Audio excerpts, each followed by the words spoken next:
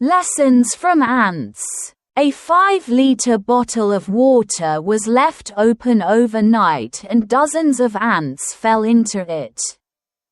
They found it hard to swim in the clear water, as if they were all trying to survive. At first, I thought they were drowning each other to survive. I imagined one trampling on another to save itself. I turned away, deciding not to get involved. But 2 hours later, I looked back into the bottle because I was curious. I was shocked to see that the ants were still alive. They had formed a living island, a small pyramid, in which some ants served as supports to lift others out of the water. As if the entire community was working together to survive. I stopped breathing and watched. The ants at the bottom were underwater.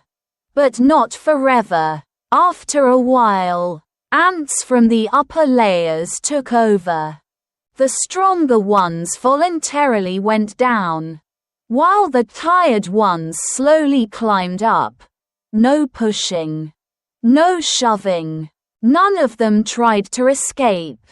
They worked together perfectly, helping each other through the disaster.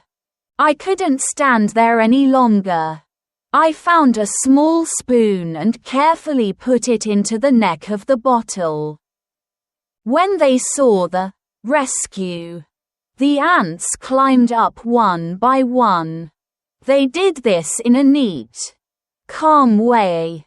Everything was going well until a weak ant slipped back into the water, just inches from the mouth of the bottle. And then, what I will always remember happened. The second to last ant, almost out, suddenly turned around. It slid down, as if to say, "Hang on, buddy. I won't leave you behind." It dove down, holding on to the ant that was struggling. But it couldn't pull its friend out alone.